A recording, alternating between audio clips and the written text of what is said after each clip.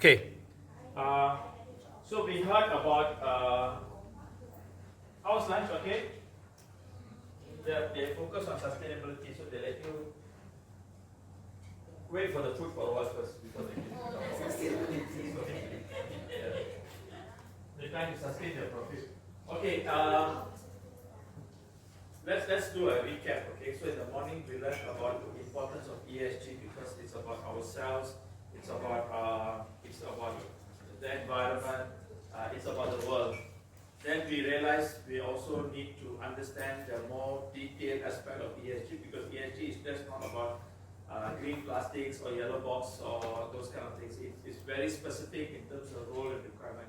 We also learned that each industry has very specific key aspects that we need to understand and appreciate. We learned some of these things about importance of real estate agencies, banking, insurance, aviation industry, health industries. And then we also learned why we need to do this, what is the expectations, because stakeholder expectations, we also understand about regulatory compliances, everybody working in a way that they seem to indicate that there is no loophole available anymore because there is pressure coming from all directions.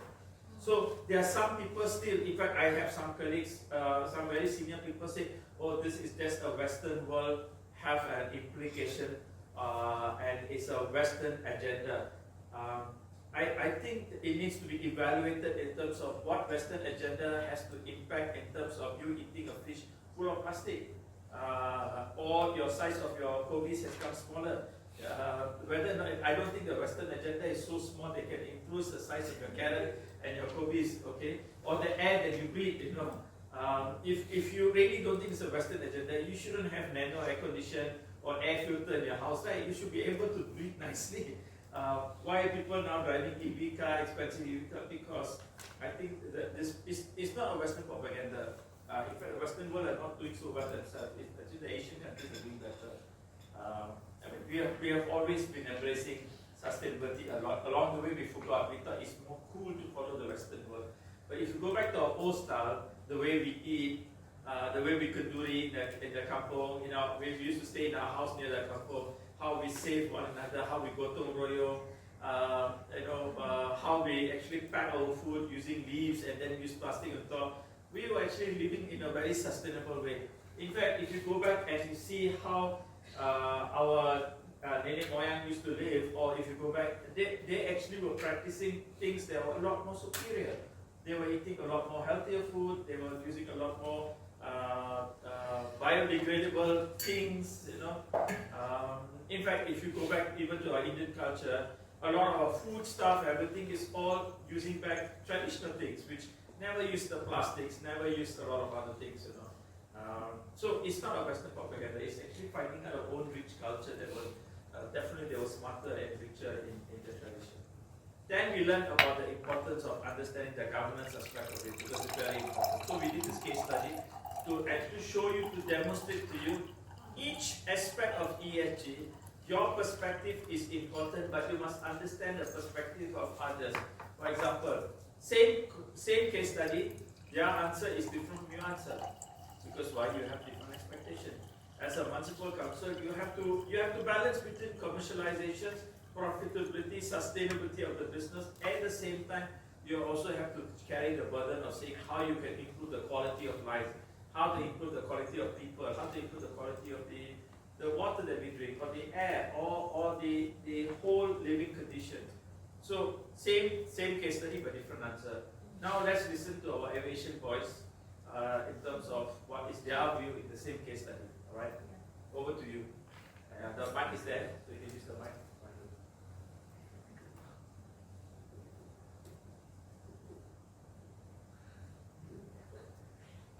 Okay, good evening to everyone. Okay, so from our aviation support company perspective, so in the organization point of view, so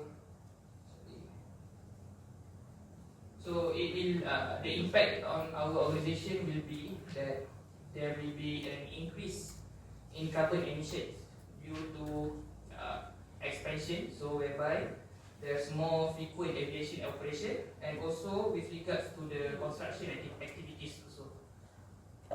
And then next, there's also a pressure to adopt sustainable practices for our company. So by the authorities and also the government's agencies. So that will be from the organization's perspective. From the community perspective, for a positive response, we will provide more working opportunities for the communities. And then there will be a negative effect also. So when kerja tu orang udara bersih, decide. That's what the company does now. Yes. And then for the negative side will be for the expansion, maybe there will be wildlife invasion in the housing area, causes by the expansions. And then for individuals, impact maybe it will create also job opportunities for the individuals, and also there's maybe an impact from social media also from individuals reacting because of the noise and also very important. I think ESG has allowed us to understand that social media can be a very powerful tool for us to use to support ESG, or it can be a senapan that can kill our business very, very fast. It can be good perspective, and also there's a bad perspective also from social media. It can be very damaging. Yeah.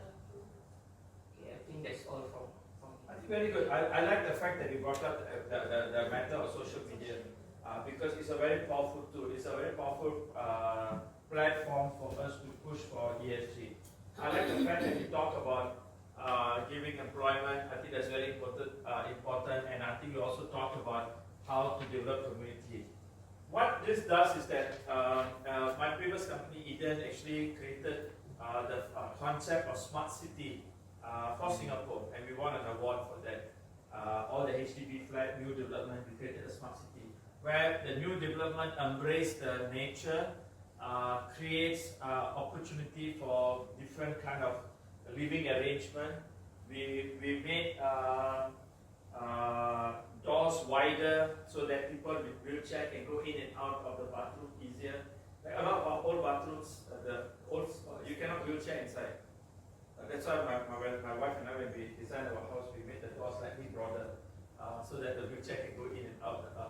So that's what the smart city concept is. It's about developing easier, broader, having lifts that are friendly to old people and stuff like that. So the ESG is not designed to hinder development. In fact, ESG is to encourage development that is responsible. What we want to do is to do things differently. Don't look profit short term, do profit long term. For example, when there are a lot of organizations today that have embraced ESG and they're making big profits. Tesla is one. BMW that is selling EV, they're doing very well. Apple invests a lot in green technologies. The top companies in the world, they are doing very well, have embraced ESG in a very significant way. For example, even the aviation industries that now develop engines that use less fuel. They are a lot more efficient, like the Trent 900, the turbo bifan jet engines. They are a lot more efficient. They are lighter, and hence people are actually going now for the ultra long, more efficient aircraft. That's why 380 and 747s, the 340s are no longer popular because those were gas guzzlers, right? So I'm not people. Now I've got aviation people to think, but like the 340 was a very popular aircraft, but it's not fuel efficient, and that has been replaced now by A330s, Neos, the 777 extended version, the 787s, or the A350s, which are all very efficient, a lot more efficient than they were. So it's not to say there is no development. It's not that ESG means there's no development. Look, one company in Malaysia that is doing very well embracing ESG and they make more money. SP City at Equal World. They actually now do houses with a lot more parks, more greenery, and people are paying more money. Their apartments are doing much better because it's the design concept. At IJM, for example, in Pantai Central Park, embrace the construction around the Bukit Kassim Hill, and they develop the properties. They're selling it at a premium, making more money. So don't think ESG is a hindrance. See ESG has an opportunity to actually do better and smarter way of doing things. All right. Now let's move on to module 3. Is to learn how to identify ESG elements in our business. I think it's very important to know what is ESG elements in our business, and we must learn how to prioritize them. Okay. So what I want to do is that I want to teach you about how ESG influences your organization, developing ESG agenda, what is the 5 critical focus areas, how it impacts our financials, spend a bit time about risk, and how to assess material risk factors, which I think is very, very important. Okay, this is a very important key topic. The first 1 hour I go very fast, then we go for break, we come back, we do a case study, right? Comprehensive assessment. How to identify ESG elements in a business? You must start with first doing a very comprehensive assessment.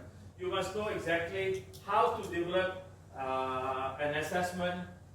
People tend to do actually very marginal assessment, or they focus on just on ESG reporting, or they focus just on meeting import-export document requirement, and that is to be very dangerous. You have to look through and actually start an entire true ESG element, almost like if you have a headache every time the doctor says, can I do a full checkup or not? They just only give you Panadol because there could be another issue with you. Okay, so this is about doing, you always start with a full assessment first, alright? Then you have to do a materiality and prioritization. Materiality means that after you do a checkup, you must know what is that really very critical. Say for example, you always get headache, and after they do an evaluation, they realize that your heart arteries are narrowing. Do you think the doctor will focus on your headache or the narrowing arteries? Narrow arteries. So materiality is very important, because for materiality then you prioritize. And you say, the doctor promises, don't worry about headache, I give you later, but let's talk about your prioritization, about your heart first. So ESG, sometimes what happens is that the bosses say that you just do this project, but it could have many other aspects important. So it's always very good to do a full assessment of the entire business first, then do a materiality assessment to learn how to prioritize what we need to be done. Then you have to learn how to integrate to the operation. Like I told you, there are some companies start project and they say, okay, you are in charge of ESG, how many people you need? For 4 people, they start project. It's like digitization, and then you struggle because people don't want to spend time with you, people don't want to give you a lot of data. Engineering will complain to procurement will don't want to work with regulatory department, purchasing department is different. You have all these challenges that will come in. Actually, you cannot. You have to operationalize ESG. It must be part and parcel of ESG. It's very critical. And finally, stakeholder engagement. Who you need to involve? Stakeholder is not shareholder. Okay, stakeholder can be customer, can be a supplier, can be your business partner, can be your building owner. If you are in a building where the building owner doesn't want to comply to your ESG, your compliance to your ESG requirement to send to Europe can be impacted. Because they ask you, are you in a green building? We're not sure. Is your company, your building, what is your carbon index calculation? Or we don't know, the renter don't want to do. So you have to find out and see where you are, what you're doing, which company, which is why some companies these days, they very fast they will tell you, my building is green building. We have a green index, we have this, we have that. Our elevators are special, and so on and so forth. And some buildings nowadays, if you between 2 floors, they don't let you use the elevator. Jalan kaki, unless you are kurang upaya, things like that. So they're trying to promote green. They don't turn on all the lights. They turn on some lights. Like here, the air condition is wasted. It's so cold. You don't need it. We spend so much energy, right? So I don't think the past is really effective. I think so much water running the river. ESG is about knowing who to involve stakeholders and what are the benefits arise from each engagement. Knowing that who you got to work with. In fact, I always tell companies, if you're not very sure, go to the regulator and say, before you audit me, I tell you now itself, I fire. better you can ask, they know what is your condition, and then you work with them, and they will tell you and help you and guide you. Because regulators are here not to penalize you, they are here to make sure that you are progressing. Okay? But if you get fined, don't. But most regulators are going this way, right? This approach. So the key question is that how do we compute ESG material assessment? This is a very common topic. Always companies participants will ask me, but Ganesh, you teach us how to do compute ESG material assessment. So this is how we do. This is a new slide that I did only for this year. How do we compute ESG material assessment? Remember, you have to write down. If you don't write down, I will give you my buku cerita. ESG.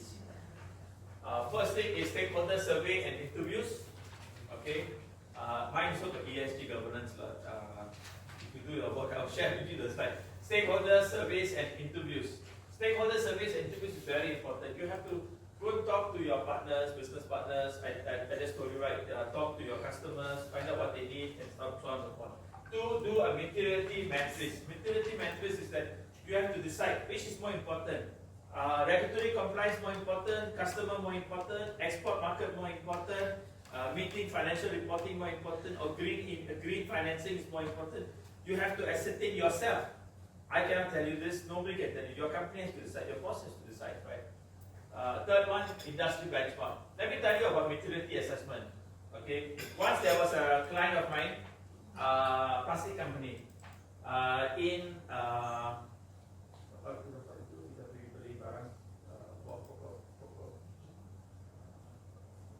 Surabaya.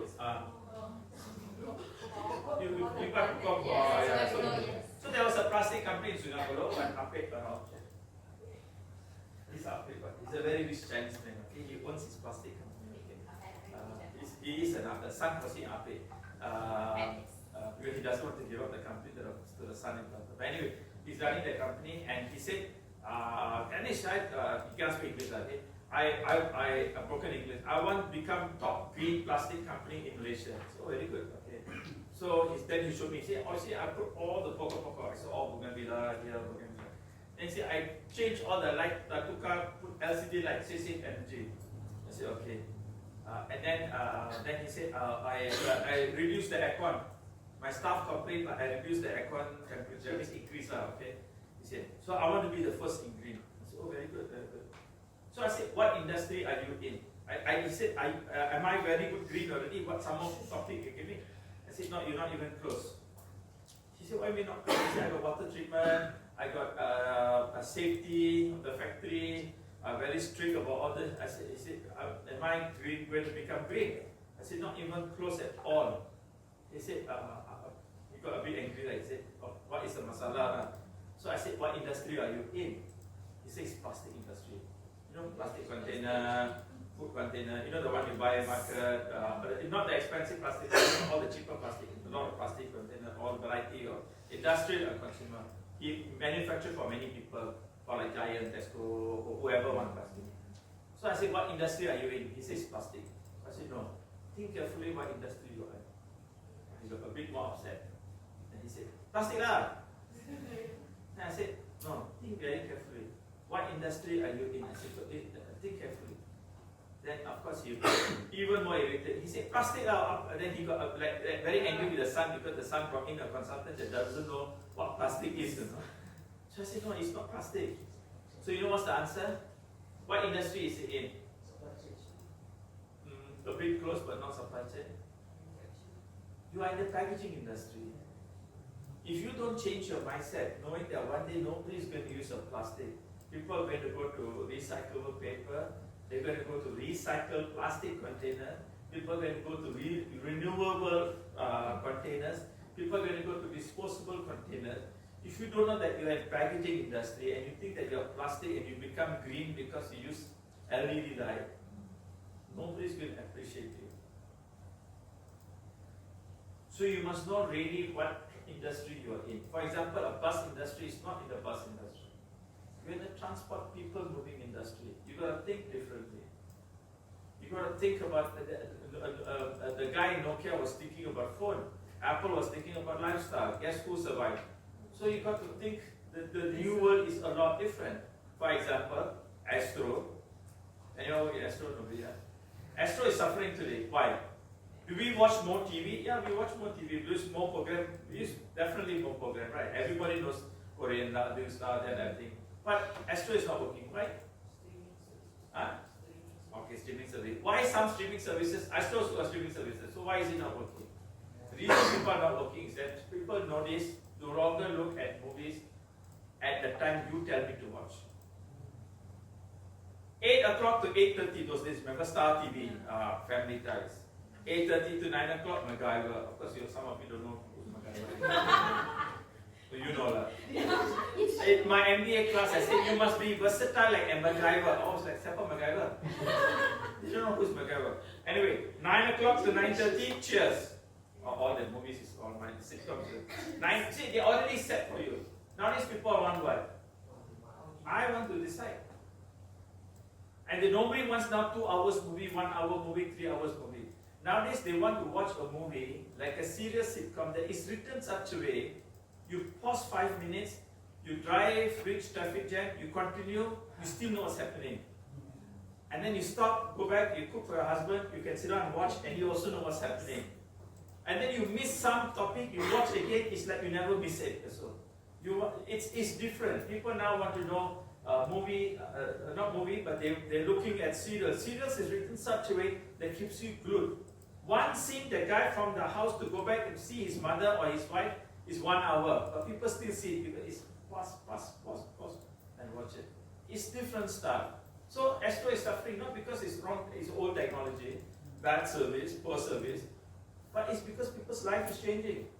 No longer there. I have a big television in my house, 93-inch TV. For all of us being iPad watching TV. Nobody watches TV because everybody is watching different, all with headphones. It's different. And nowadays nobody buys hi-fi. Those days you buy hi-fi or big speaker, this, that, 30 watt, 20 watt. Now people want a small little thing, put inside the ear and then you walk. So it is about understanding the material assessment. You must understand what is, before you do material assessment, you must understand what is the changes that's happening in your place. Do you know Coca-Cola sales have dropped significantly because why nowadays people don't have to drink Coca-Cola? It's bad caffeine. Of course, smart people like me drink a lot of Coca-Cola. The Diet Coke actually, I hated the Diet Coke. You get up 2:30 in the morning, eyes closed, I can walk to my fridge and take the Diet Coke out, open, very cold, I need a Diet Coke. And then my wife makes noise. I don't drink beer, I don't drink wine, I don't drink toddy, I drink Diet Coke, that's the camera. Yeah, I'm addicted to Diet Coke. I cannot, I must have ice chilled. Yeah, that, and then drinking it. Now I need another Diet Coke. But the new generation, I give Diet Coke to my son and he's like, no, I don't want Diet Coke, it's bad for you. What's mean bad for you? They want to drink matcha tea. Who the wood drinks matcha tea? You know, the jasmine tea, don't know what, don't know, some drink you don't ask. And then he drinks so much jasmine and blackberry mixed together. What's wrong with this fellas, the children all? I'm not sure. I think so, you know. And then you go to Starbucks, we all drink like Frappuccino or something like that.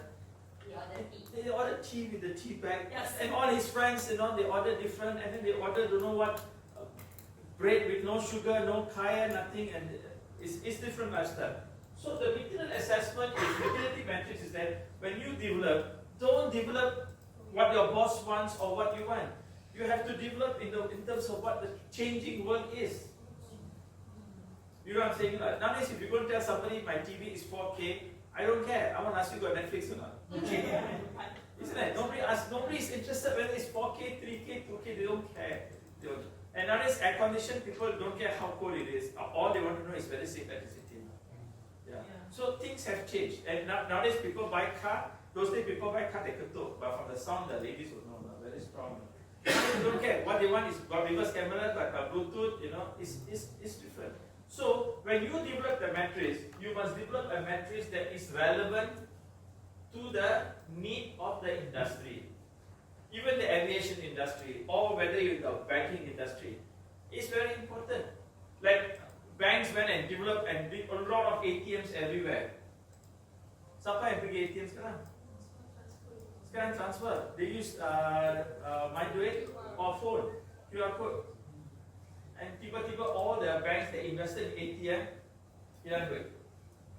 Because nobody goes to ATM. Anybody goes to ATM once in a while, maybe you just go take a bit and you keep it. Yeah. My ATM follows me. That's my wife, you know.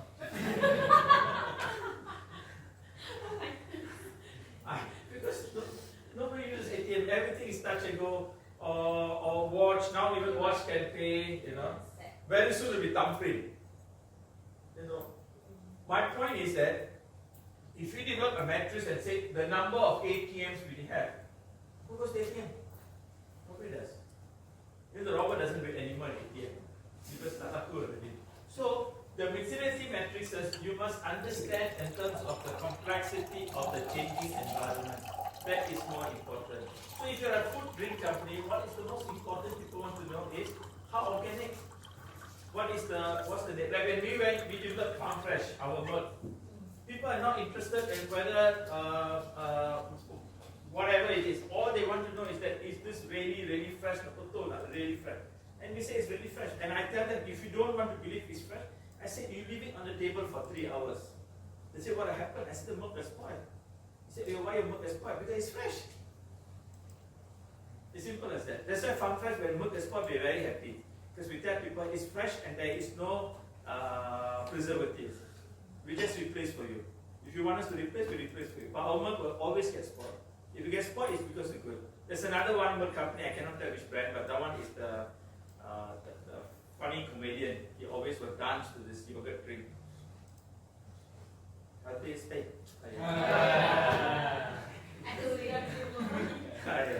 You know that funny joker? He always will dance to the Calpis drink. That drink is yogurt drink, but you keep non-cold. You don't have to refrigerate. You keep in the car for 2 weeks. Put the milk never spoil. So how can a yogurt that is supposed to drink live bacteria can keep in the car and it's still alive? It's because it has tons of preservative and it's not milk. So coming back to this, material assessment is very critical for you to understand what it is. Right? Farm Fresh for us is very important. Why people come to Farm Fresh? For example, people lactose tolerant, intolerant, if they drink milk product, what happens? You sign contract with India Water, isn't it? Betul kan? Okay. Why people who got diarrhea or lactose intolerant drink Milo, nothing happen? Because there is no milk in Milo. It's simple. Why people who got lactose intolerant drink tea ice made from condensed milk don't get tummy ache? Because there is no milk in condensed milk. It is just creamer from palm oil, some chemicals, and tons of sugar. That's it. That's why we have added to Milo ice. Because what? That's another favorite. Very cold. You remember the cold Milo ice with the van? My point is that you must know what is the material matrix we purchase. Nowadays, Milo ice, no, to buy a queue, not many people go and drink these days. Because why? People are becoming more health conscious. And then they change with Milo dinosaur. Wow. Milo dinosaur, you drink a lot, you yourself become dinosaur and extinct. Industry benchmark extension is very important for us. Once we have developed the maturity matrix, we share with our industry partners. It is important to find out who are doing what are they doing, so that we can share information. In fact, it's very common as a consultant, I actually get more than 1 or 2 companies to say, why don't you work? Because you will find something that he is not on, he's found something, then you compare and share data.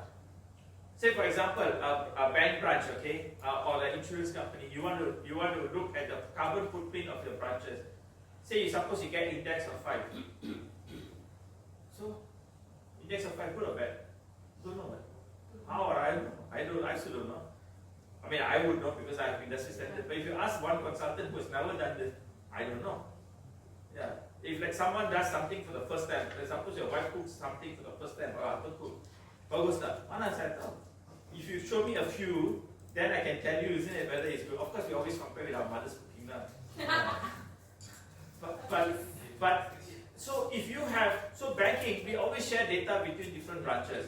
So we share data, so we can compare.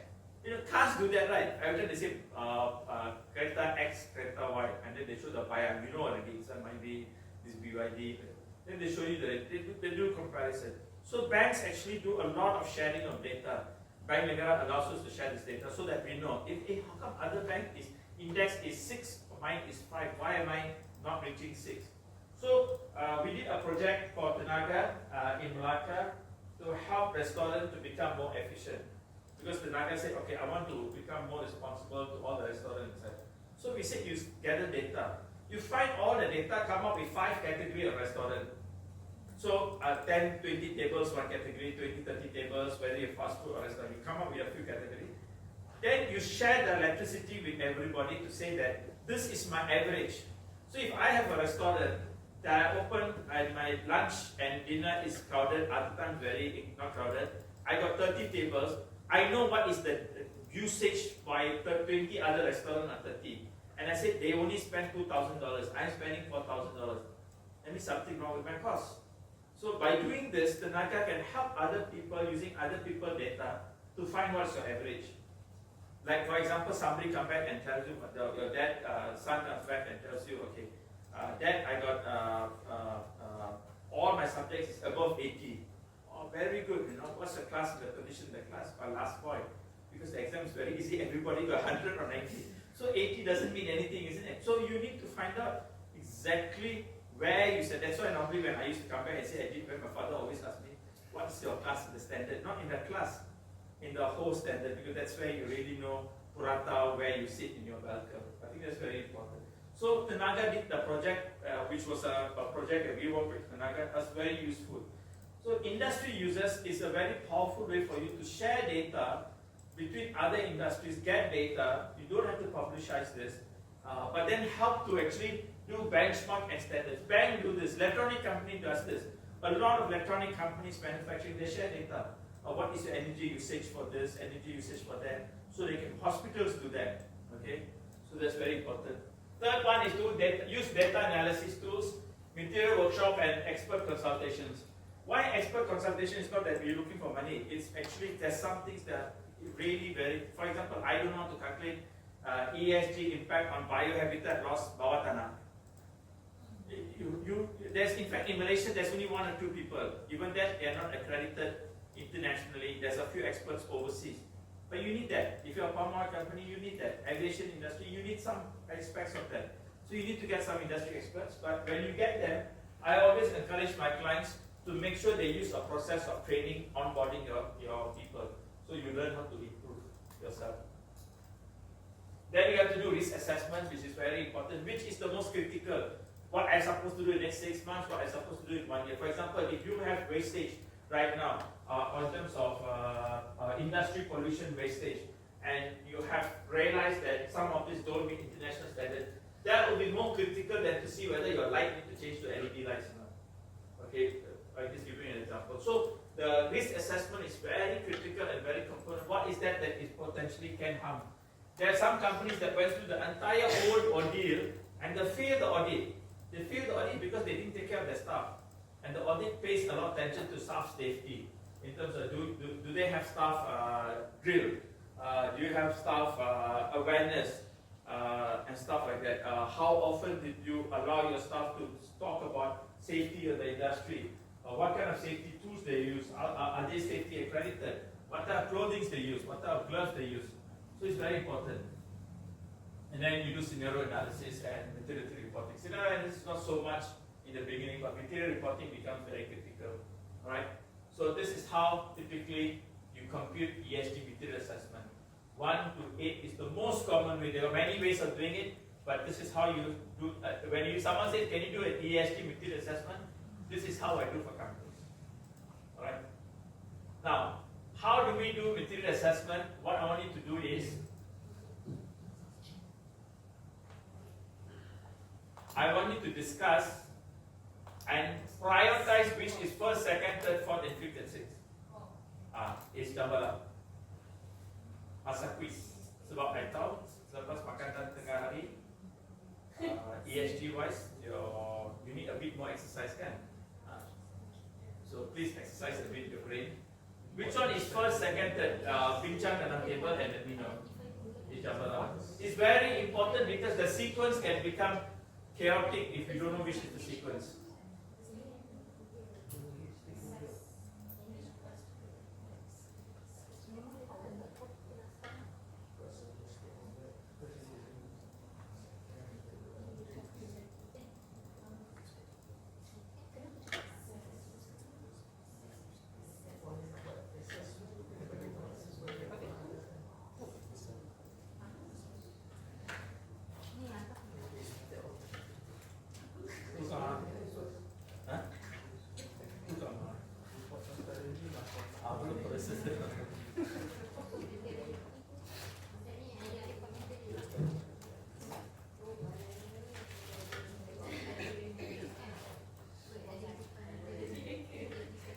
Okay?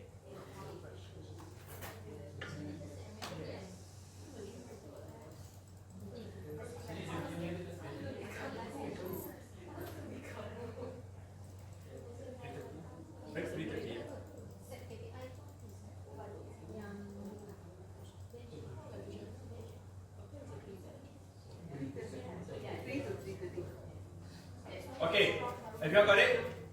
So which is the first one? Huh?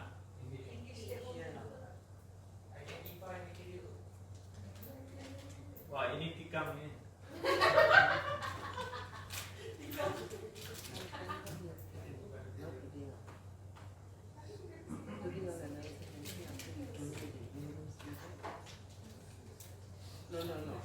What do you think is the most important? Is it for transparently, engage stakeholders, at risk, assess risk, set KPI, identify material ESG factor, develop metrics, maturity, quantify. I think the most important thing, first thing we have to do is we have to identify material ESG factors. Because if you don't identify your material assessment, you wouldn't know exactly what is your next step. Betul tak? That's the first thing you have to do is to identify. Okay? What's after that? Engage stakeholders. Okay. Anybody else? Kau tak baca my note, huh? Tak apa. The next thing you have to do is engage stakeholder. Why you have to engage the stakeholder after you identify? You have to ask them. Betul tak? I have identified. Is this what you want? And then they look at it and say, I'll tell you what you want to do this one. I want my money for my bank first. Focus on that first because I want green financing. Because different boss, different what? Because if they want green financing because it's better tax allowed, that's what they want to do. But you tell them, but you can't talk about any. This is the impact. But you have to talk to them first because they decide. You cannot decide. Betul tak? Kalau Hafiz want to do green financing, and then you say no, we want to make public safety and employee safety. He'll be upset. He said, I get my green financing first. Or maybe you say green financing and they say, no, you cannot. My export license is subjected because I cannot now get this big contract from, say, from Boeing or something like that because we don't have a certain requirement. So you have to meet engagement stakeholders. After that, you have to develop a materiality matrix. After you have discussed with your stakeholder, then you know, okay, he's more interested in green financing or he's more interested in customer satisfaction. Then you develop your materiality matrix, which is more important, alright?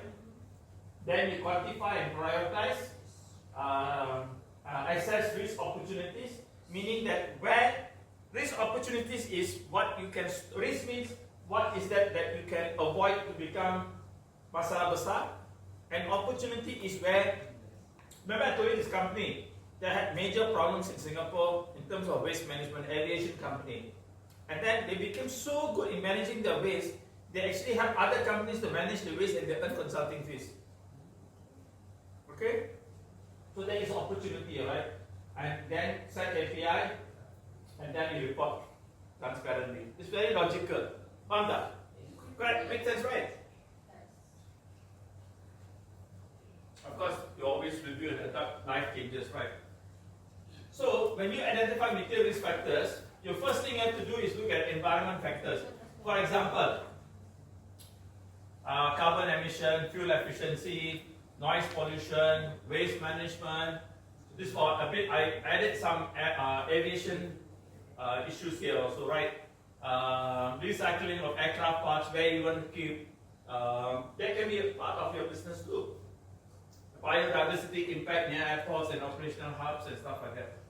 Do you know that in Europe there was a company that was doing very well in ESG, but they were impacted by a severe lawsuit by the shareholders because apparently one of the chemicals that went into the water altered the way how the fish survived.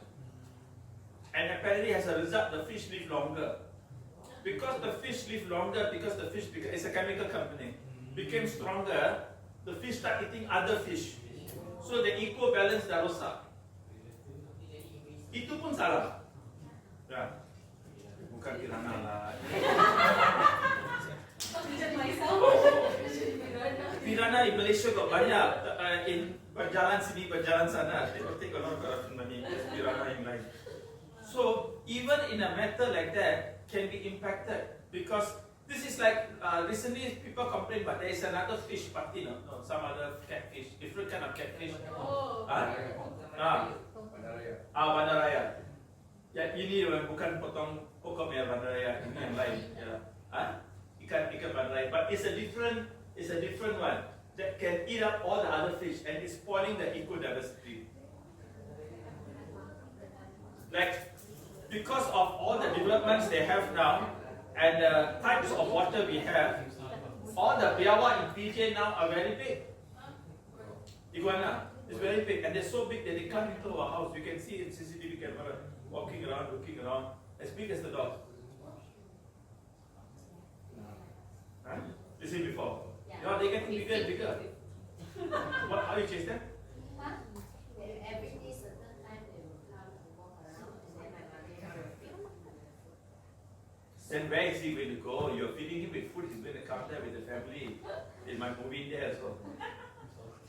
Next time you must put microwave. What I'm saying is the environment factor. Environment factor is the story I told about the ikan is to tell you it's not about what is happening in your factory. It's the sisa yang keluar and how it impacts the whole environment. Everything is impacted by you, and that is how the ecosystem. Remember the orangutan story I told you?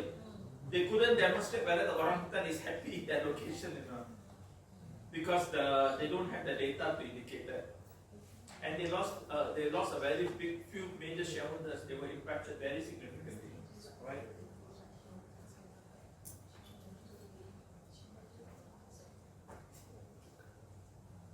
By the way, because of ESG, if you go to Europe these days, in America these days, there's so many people these days that no longer eat meat.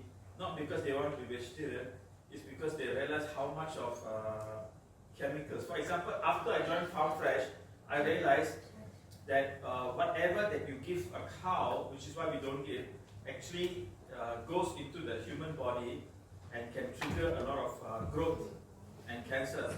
More so in women, because women have a biological design by God that the best or whatever that comes into you goes to your milk, the breast and your milk, because you're supposed to feed. And which is why a lot of them have triggered breast cancer and all sorts of the things. And as a result of that, for our cows, if they're sick, sometimes we isolate them for 2 years, and we give tropical medication to cure the animal. Because if we were to inject medication, if we were to give antibiotic, we have to take 2 years before we test and see the antibiotic actually clear the system. But can you know that most of the other feeds like chicken and everything is all injected very strong, almost a few times. And vegetables in Malaysia got a lot of chemicals. Yeah. Just eat ice cream and sugar. Don't buy your own land and your own vegetables. Yeah. Social factors. Health and safety of employees, contractors, community engagement, supply chain, employee training. I still remember this. Health and safety. I was talking to a plant manager once, and he did everything, but he said, I've never achieved the goal. He said, but He said the safety is improved. Everybody use proper helmet, proper hat, a lot of exercise in the morning, drill. But he said it's still not safety. I said why? Because he said his boss always time shout at him. His mental health is not ready. The health and safety does not include physical health and safety. It also includes mental health, which is the biggest problem these days because work pressure has increased. Work from home is now even worse. People think work from home means that means good. Actually, what they've done is that you brought the office work problems back home, you know. And it can trigger a lot of difficulties. I mean, for me, sometimes I bring back my work health problem. And it's quite challenging sometimes to understand the difference between whether you're working or whether you're staying in the house or you're supposed to relax. So it requires a different type. So health and safety here does not mean health, safety, hat, gloves. I'm talking about mental health, chair, mental conditioning. Like when I joined MBank, when the ANZ Australians took over, if you're on leave, you can get suspended if you access your office email. If you take the consecutive leave. Block leave. Yeah, they're so strict about whether you can or you cannot. Yeah. This is about mental health condition. Not aviation industry. There's another industry that got to do with power energy and oil and gas. The power energy, I did one I did an ESG, but we spent 1 hour because people start complaining a lot about health safety because the engineering support team, which had a management team, there was about 30 people. They didn't realize the support team, engineering support team, had a major health problem, and the CEO saying that, why you keep saying health is an issue, health is an issue. Finally, they found out that they give them the equipment, the clothes, the medical treatment, but they never realized these people, when they clean the boiler is a big boilers. Inside of a lot of the chute, which is when you burn arang, you got black color, right? You go inside here, the whole thing is done. They go inside sometimes for 3 hours, 4 hours. It's very stressful, and they have to wear the oxygen mask. They are not compensated for that in terms of the mental distressing. And they are very stressed out. Oil and gas, for another example, is a very dangerous business because constantly you are fear that it might explode. And there's a health aspect that is very dramatic, which is the mental health aspect. Nurses get scolded by doctors. Nurses get scolded by technicians. Nurses get scolded by almost all medical patient family, except the patient that has died.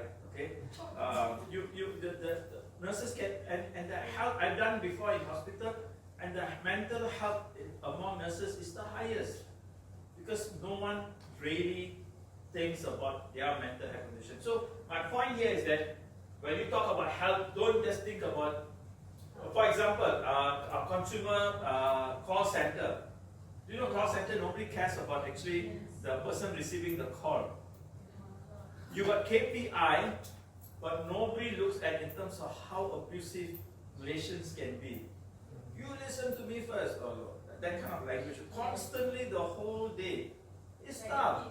So what do? Give them some more longer break. Give them an opportunity to speak to a counselor. Give them food coupons, medical coupons. Actually, food coupons not so bad. Drink Diet Coke, it feels better. My point is that before this, 20 years, 10 years ago, nobody cares. But you know, call centers can be very abusive, isn't it? I mean, we ourselves sometimes when we are upset or something, we also tekan somebody like as if you're the only person who died, but we forget that person doesn't know what's happening. It's trying to help and probably got about 100 phone calls in a day. So that's why some places you go, they put on there, whatever you do, abusive to our staff, we will not tolerate. That is actually to tell the staff that I care for you. Alright? So don't forget, when you talk about health safety, it also include mental and mind health, okay? Community engagement, supply chain, employee training is very important, okay? Then finally, in terms of governance, think about regulatory compliance, transparency, carbon reporting, anti-corruption, ethical business practice, and biodiversity. Malaysia, we're very good. We have a box called Peti Cadangan that we check once a year. Okay, it's true, isn't it? Peti Cadangan. I mean, and you open so there's nothing inside of it normally. What we want is a more proactive, more transparent form of actually communicating whether you're happy or unhappy. and let staff be part of that. Second, to identify material as ESG assessment. Remember what we are doing here, okay? I'm teaching you how to do this one. Remember this one? So I'm going through this by detail, okay? So that you know exactly how to do this, right? So the second one, identify material, how to do this. For example, employee engagement, local communities affected by operation. Find out how the local communities are affected. For example, insurance company, send up a circular to the customers. How would you like to be engaged? Do you want PDF or do you want website notification? How do you want our system to be happy about? How do you want us to communicate with you? Clients like airlines, cargo companies, this for aviation, regulators and policy makers for other companies. Okay, for you, clients will be your business to business, customers, B2C, B2B, and so on and so forth, right? And then investors seeking sustainable growth. There are always investors ultimately still always looking for sustainable growth. That's always to be there. Okay. Third, map your ESG issues, the business impact and stakeholder concern. How you do that? Create a materiality axis. X-axis can be importance to stakeholders. X-axis is the one here, right? This side. Okay. I'll show you an example of this. Okay. Y-axis, impact on the business performance, meaning that if high to impact, high to stakeholder, right in the top right corner.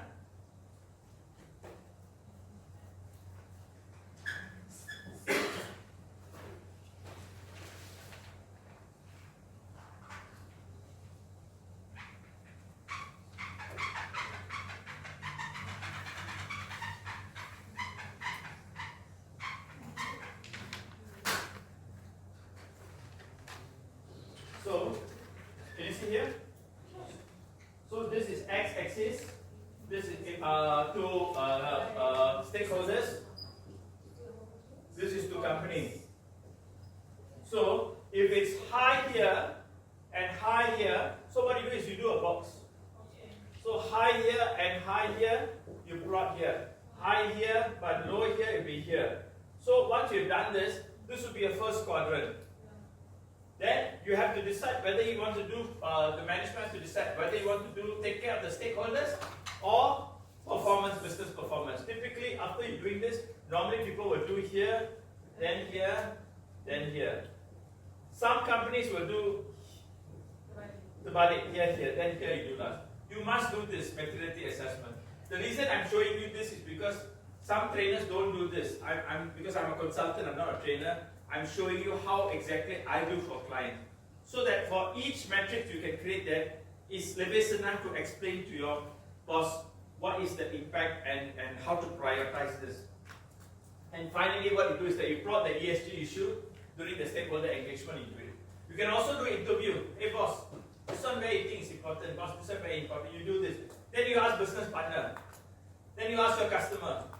Then you ask your business partners. You ask your department head. After you plot, and you are able to see actually the difference. And people should know, and the MD should know, hey, how come I think this is important, but my stakeholder, my boss doesn't think it's important. So you're able to identify potential risks. Then what you do is that you quantify and prioritize the ESG. How you do that is that you create a strategic relevance to the company. What is important? Is it fuel efficiency? Or is it due to diesel prices? Or is it got to do with customer service? Is it got to do with recurring customer?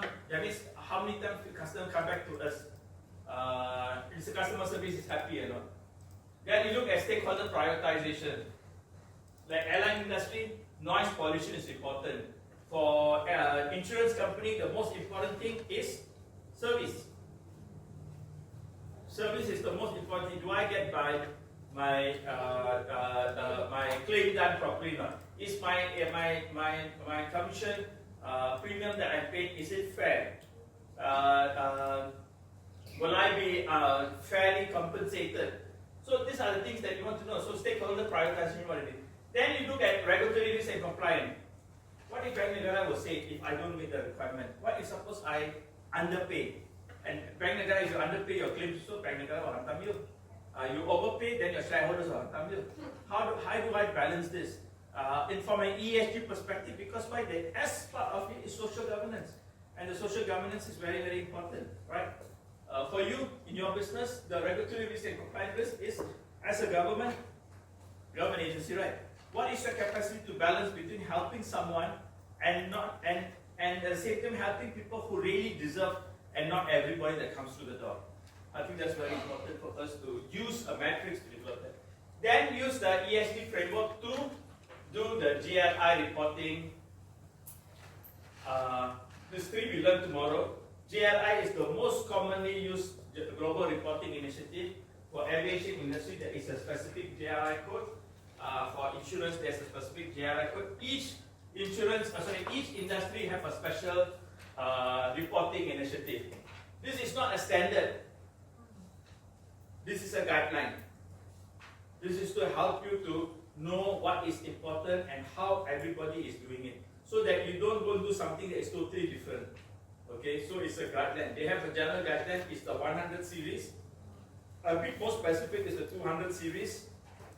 300 series is by industry, and then the 400 series is very specific guidelines. So they got three standards: 100, 200, 300, 400.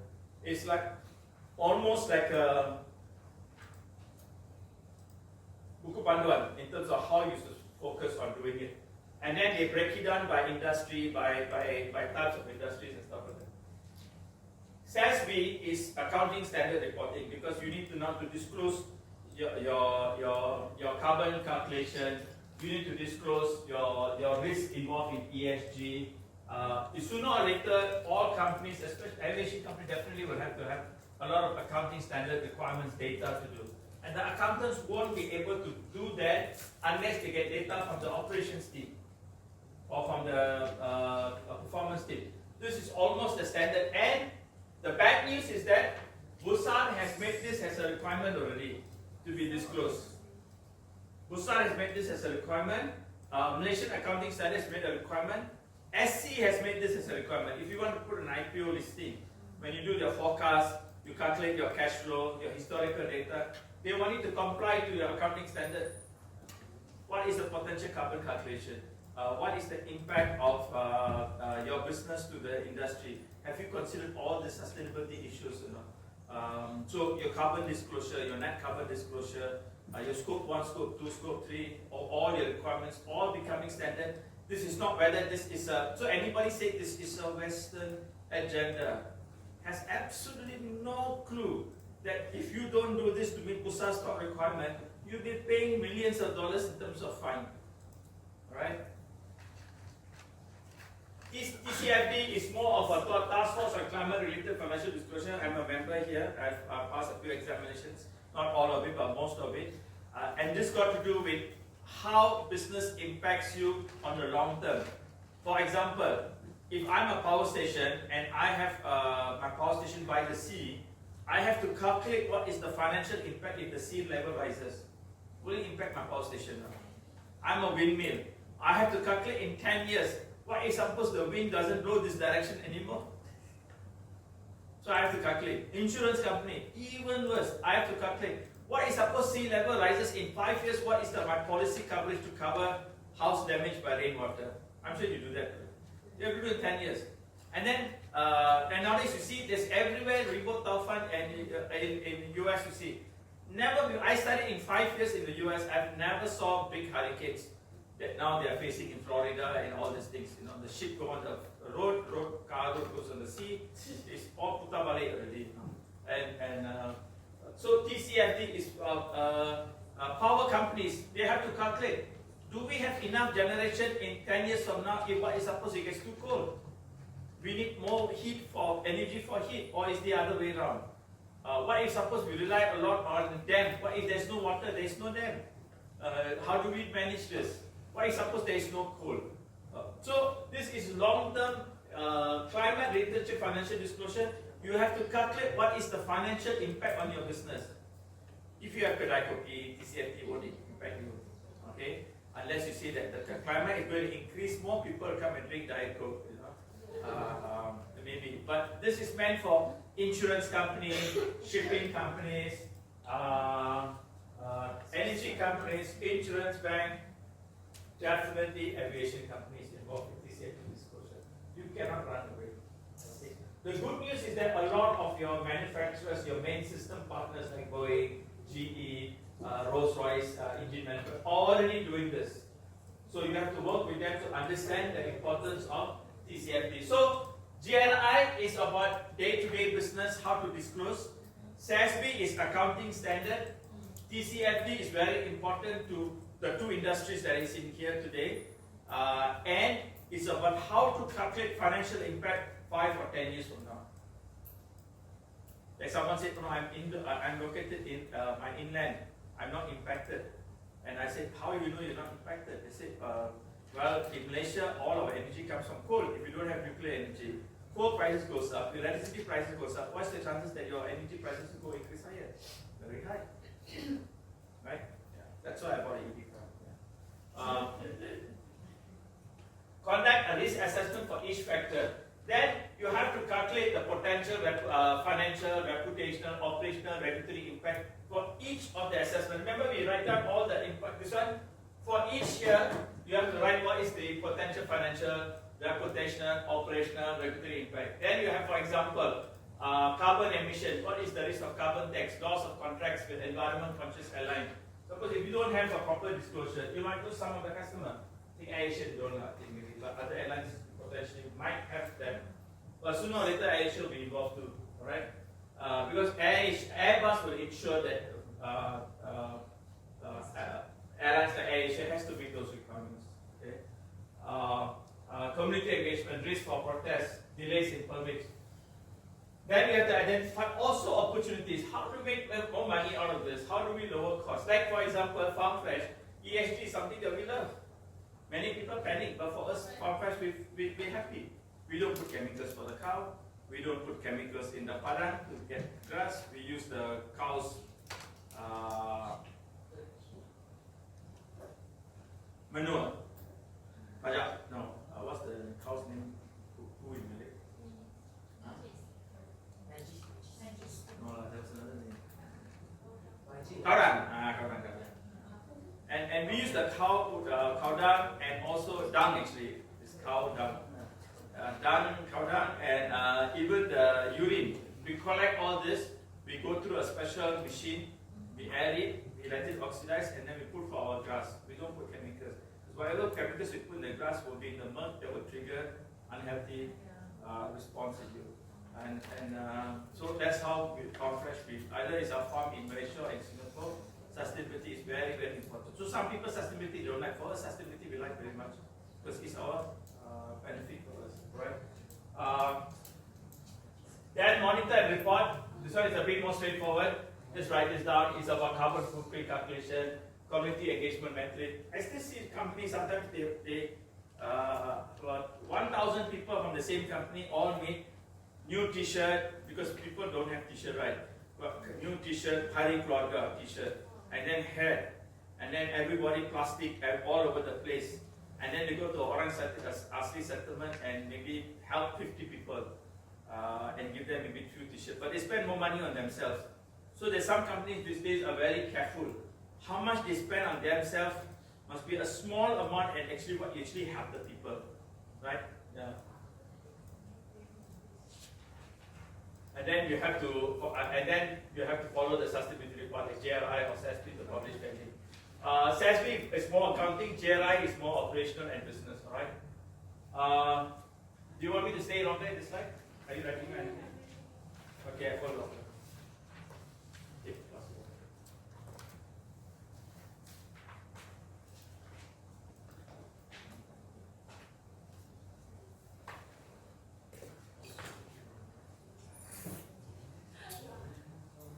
Okay, number 7 is continuous review and adoption. This is very important. Here's where you have to change in regulation, stricter aviation standards. Of course, this is for airline industry, but for you in financial industry, status regulation is very easy because Bank Negara will tell you when you wake up in the morning, they sit beside you and they will tell you, Madam, this is your new regulation. You don't need to worry about it. Airline industry is a bit difficult because you got a few agencies taking care of you. You you got regional, you got other airports requirements that you have to meet. Sometimes you don't meet other airport requirements, you'll be in trouble. So you have to meet different aviation industry, different sectors, different requirements. So it's a bit more complicated, all right? Shift in stakeholder priorities is very important. Also technology advancements in aviation industry. For business, I didn't put technology advancement as very significant because very seldom there be something digitally acquired that could be a threat to you immediately in ESG. But for aviation industry can be, right? For example, these upgrades in software sometimes can create a potential very harmful reaction in aircraft when flight, which as maintenance persons, when you're maintaining an aircraft, you might not know that you're updated on software and it can trigger a lot of other things. I'm sure you have a check and balance system, but there has been cases where after updates, aircraft have gone unrivaled, isn't it? So that you just have to be aware that this is some of the things that ESG you look at, right? I think we can skip this because we're going to do a case study later. Now, sustainability mega trends. You must always remember this, okay? This is a very important slide. This is our Eden slide, okay? Post-COVID resilience. These are all the mega trends in sustainability. Social change, human augmentation, resource becoming more difficult to get, new business model, public in the same time looking at policy legislation, changes in regulation, sector development, climate changes. Companies look at shape of board agendas, social innovation, business visibility, all looking at how to transform sustainably. Meanwhile, investors are looking at ESG due diligence. These days, they don't put money into a company unless they can do an ESG due diligence. They do a portfolio management, green funds. Then you got capital markets trying to arbitrage the difference between investors and companies. So this whole ecosystem is not a Western culture. It is real. It is happening constantly today. EPF actually invests now in properties or companies that has ESG requirement. It's open, transparent. It's not about Western thing. It's about making people responsible. It's to protect our own pokok-pokok and our own natural reserves. Like 2 weeks ago, I did a strategy conference, and one of the person was actually a timber concession company, and he admitted that regulation in timber is highly intransparent, a lot of things. And as a result of that, we were talking about how risky that business is under ESG framework area. Okay. Now, there are many things why corporate would take ESG, okay? One is regulation, one is risk, one is revenue, one is doing the right thing. It's called the 4 R's. I call it the 4 R's, okay? Regulation will force you to take up ESG. You got no choice, like insurance company, you got no choice, aviation company, you got no choice, regulation. 2, risk. If you don't have it, it's very risky, it can impact your business. The third is revenue, because if you don't do it, you don't get business, you don't have income. And finally, it's about making sure you do the right thing for the industry, okay? So, sustainability has a significant positive impact on the fundamental of business. Now, this is very important. You must make sure your vision and purpose has some form of ESG element. Like Aeron, I think your parent company will have some kind of a ESG sustainable element involved. I'm sure your insurance company will have that. So you have to make sure that it's part and parcel of that. If not, it's very difficult. You not progress far. Second thing is a business opportunity. See it as a way how to make more money or save money. Okay. Third is stakeholder and risk compliance. Then getting green financing and also improving the profitability of long-term returns. This is very important. This is the reason why companies actually go and embrace ESG, because you have to make sure that it aligns to your vision and purpose. It's a business opportunity, risk compliance, green financing is cheaper, gives you more incentives, and it also improves long-term profitability and returns. Now, this is very important because it tells you that every aspect of a business, whether you're in sales, whether you're in marketing, whether you're in finance, you are in production, you are in distribution or service, whether you're managing people, regulation or risk team, whether you're the customer or whether you're a stakeholder, everyone is involved impact of sustainability. It's not a project done by 2-3 people called ESG project. Every component of business must run. So if you're running an ESG, you run on a project, you have to go back and recalibrate this and say that, look, we have to change this. You have to have a bigger, much steering committee, get a lot more people involved, because that is the level of compliance that people require from you, right? Let's skip that. Now, for starters, okay, for you to start, if you're running a HR department, the slide is very good for you because it helps you to understand that what is the organization purpose, sourcing of this is just not for HR, but it's for all teams. But it's good for HR to put this in the KPI. Okay, positioning, your finance, your research and development, your strategy, your operations team, maintenance team, your sales team, your CRM team. Every aspect of this have to think about. For example, HR will say that, hey, ESG, nothing to do with me.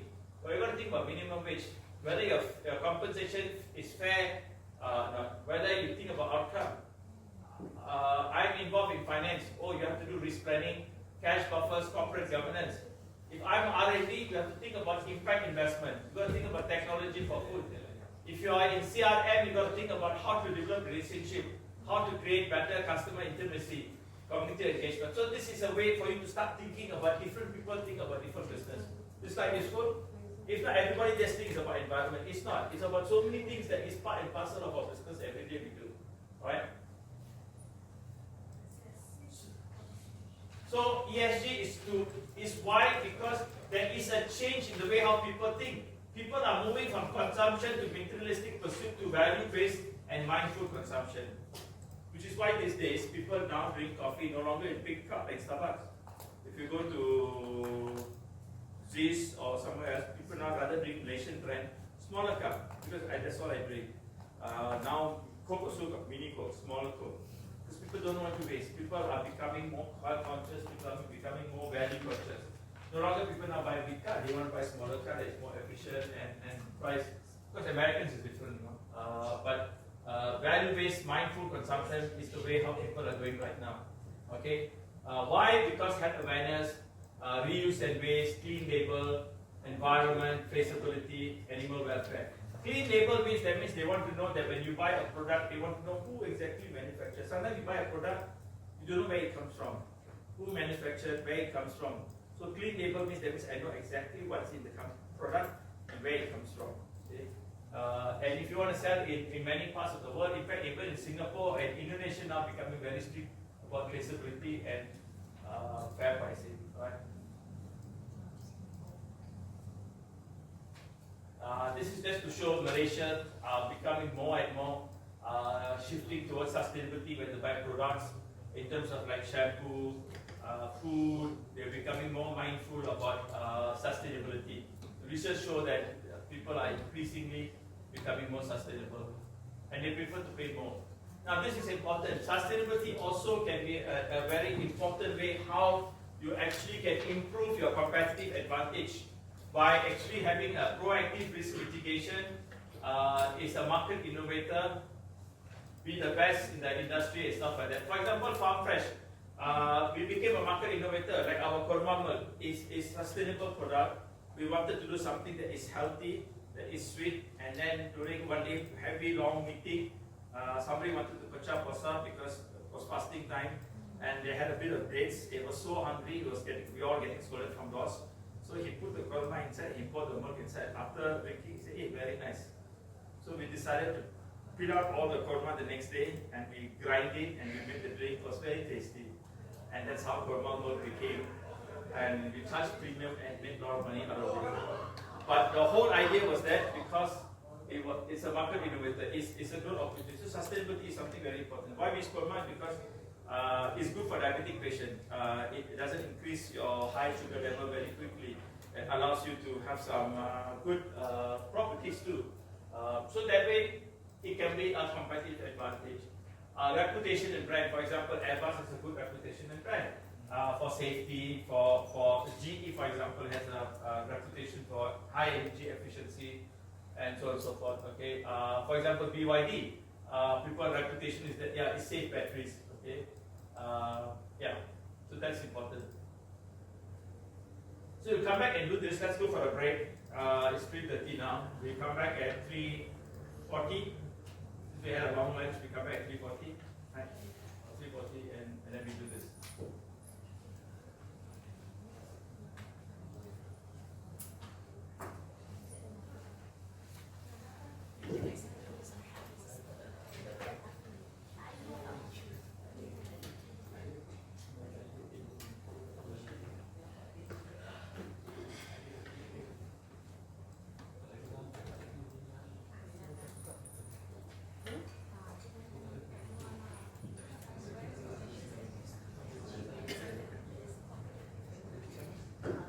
So can we identify some brands, organizations that use USG, ESG, and sustainability as a competitive advantage?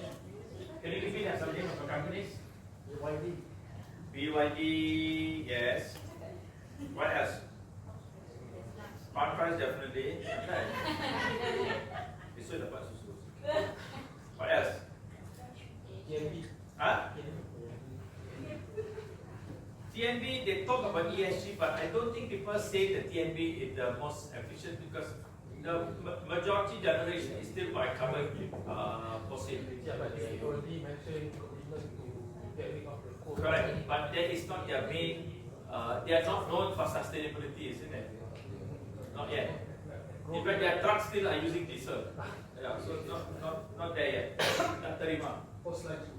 Huh? Post laju. Oh yes, post laju already green because they tak laju. It's very sorry, it's yeah, quite slow. No lah, I don't think post laju. It's IBM. Not really. Huh?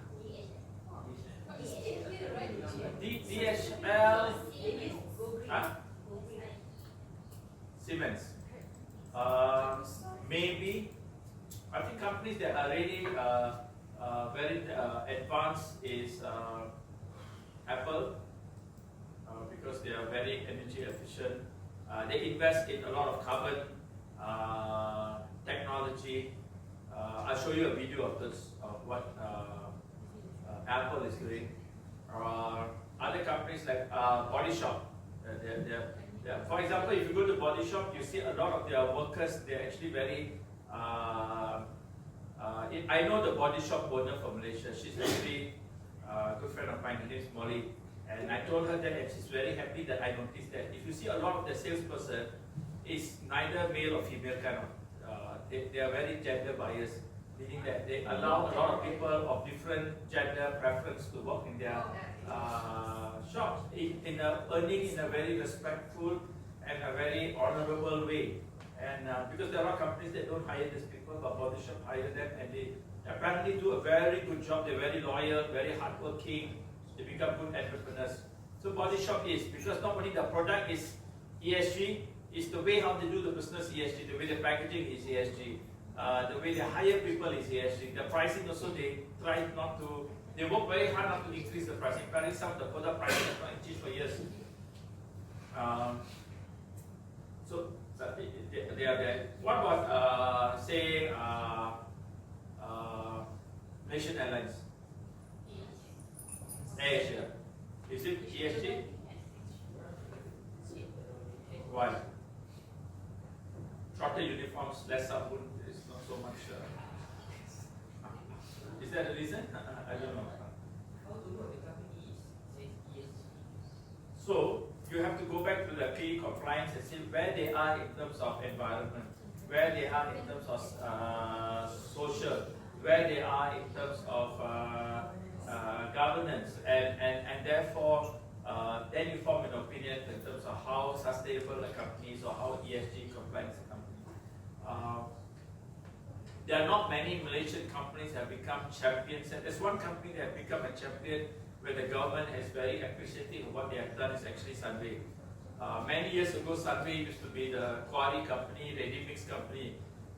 Everywhere you go, you see Sunway trucks, Sunway mix, dropping cement everywhere on the road, diesel trucks. Today, Sunway is known for education, resource, hospital, And Jeffrey Chow Foundation actually gives a lot of donation for poor people, for poor children to actually study in his university, because he realized that what he was doing before, that ruined the environment and damaged the environment, now he said that I replaying back by actually being very compliant ESG.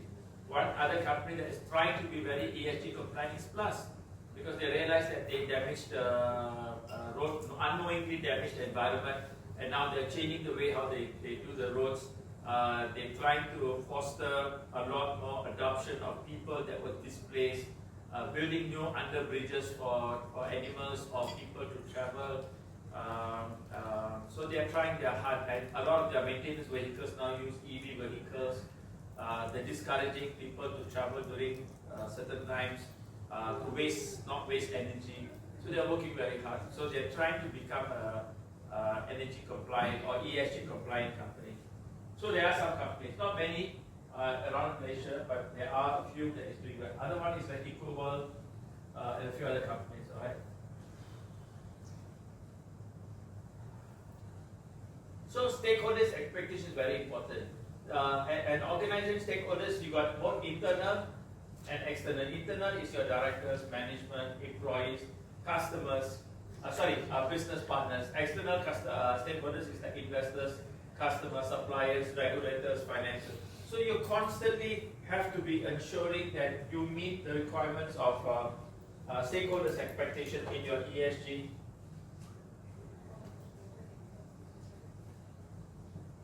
In your ESG communication, in your ESG initiatives. Failure to meet these requirements of meeting with people, finding out what they want, finding out what your customer's expectation is, finding out what your business partner's expectation is, can leave you with a lot of gaps in your ESG programs, all right? So it's very important, it's very fundamental. You always have expectation, you always also will have benefit. Expectations are about transparency, completeness, timely disclosures, consistent returns. So whatever expectations that you have, if you fulfill, you get back in benefits, meaning long-term benefits, optimum valuation, equity funding, brand advocacy. One company actually is very ironic. They were responsible to do a lot of carbon emission, but today they are known for carbon preservation, which is Petronas, because they're investing a lot of technology on renewable energy. They are fostering their gas stations to become more responsible to the environment. They're investing a lot in social governance. They are investing a lot of technology to help to renew for renewable energy. They're looking for new fossil fuels so that you don't degrade a location in one location and get long-term supply. So Petronas now seems to be one of the companies that actually champions for ESG. So if you meet your external stakeholders, internal stakeholders requirement, you understand that you are able to interact with them in an effective way, meet their expectations, you will have benefit. All right. Now, this is x-axis environment. Remember I told you some examples. I'll show you just now in terms of this one. So this is it. Okay. So for example, this is a company that is a manufacturing company, and based upon what we did in our survey we did for them, this is how we developed the thing. So moderate is procurement practice, labor, responsible marketing. High impact to stakeholders, economic performance. They want to make sure you get returns, but they want to make sure that you have climate impact, which is high to the ESG impact of the organization. Transparent, informative, fair, impact to stakeholders. Funnily, it's not very high at that time. They're looking for corporate governance, business ethics, and stuff like that. So by doing this, you are able to plot in terms of what is your material ESG requirement. In the same way, you can do this for all your organizations, so you know how to rank it. So this is very important.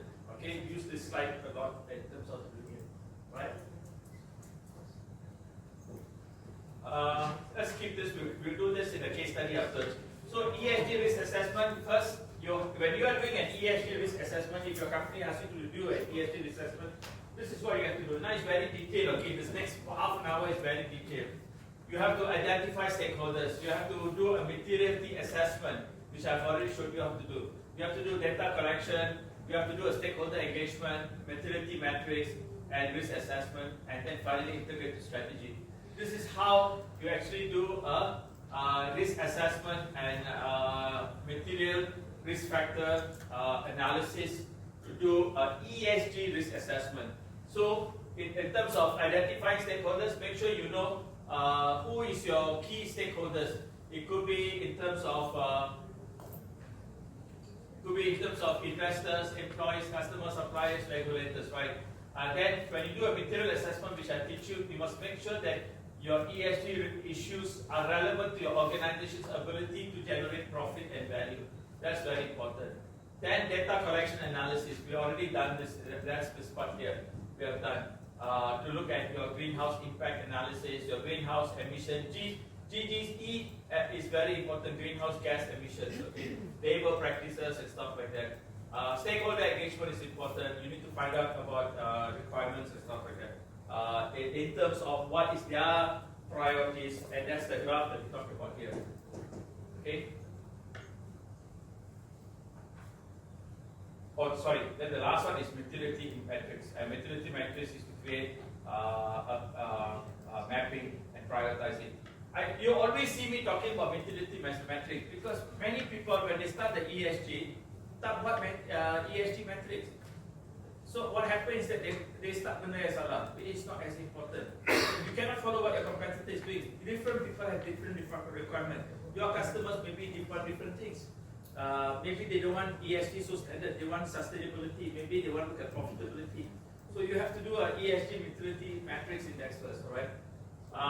Then you do a risk assessment. Then you integrate to strategy. I think that's very important. Of course, finally you continue to monitor. Number 6, benda itu very mustahab because you have to do a risk assessment to make sure is that whatever risk that you have found, whatever ESG impact you have done, what is the risk to your business?